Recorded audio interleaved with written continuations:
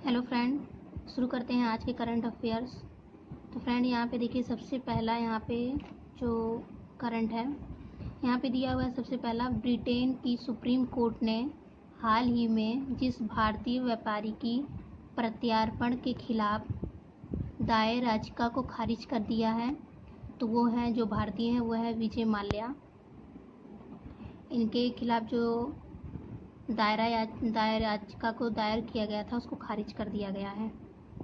फिर आता है आगे अगला, केंद्रीय स्वास्थ्य मंत्री डॉक्टर हर्षवर्धन ने कोविड-19 मरीजों की जांच के लिए हाल ही में किस नाम परीक्षण मशीन राष्ट्र को समर्पित की है, तो वह कोबास 6800 के नाम से ये मशीन राष्ट्र को समर्पित की है। फिर आता है अगला यहाँ पे, भारतीय पुरातत्व सर्वेक्षण ASI के नए महानिदेशक के रूप में किसे नियुक्त किया गया है, तो वो वी विद्यावती को इन्हें ASI के नए महानिदेशक के रूप में नियुक्त किया गया है। फिर आता है अगला, भारतीय रेलवे ने यात्रियों को ट्रेन में यात्रा करने के लिए जिस ऐप को रखना अनिवार्य कर दिया है वो ऐप है आरोग्य सेतु ऐप। ये ऐप सारे भारतीय जितने भी यात्री हों सबके मोबाइल में ये रहना अनिवार्य कर दिया है।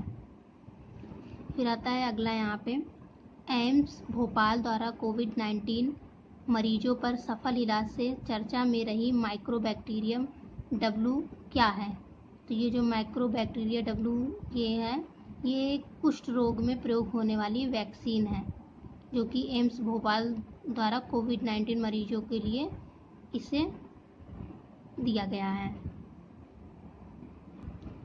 फिर आता है अगला यहाँ पे, विवादों के कारण चर्चा में रहे दियामर बासा बांध किस नदी एवं कहाँ बन रहा है, ये सिंधु नदी पर है, गिलगित बाल्टिस्तान पाकिस्तान की तरफ है, ये सिंधु नदी पर बन रहा है। फिर अगला आता है, अमेरिका तकनीकी के प्रयोग को प्रतिबंधित किए जाने से चर्चा में रही हुवेई कंपनी का मूल देश कौन सा है, तो ये चीन है। हुवेई कंपनी जो है वो उसका मूल देश चीन है। फिर आते हैं अगला, अपने 4 वर्ष पूरा करने से चर्चा में रही प्रधानमंत्री उज्ज्वला योजना PMUV की शुरुआत कब और कहाँ हुई, तो ये शुरुआत 10 मार्च 2016 में हुई थी इसकी शुरुआत, और ये हुई बलिया यूपी में।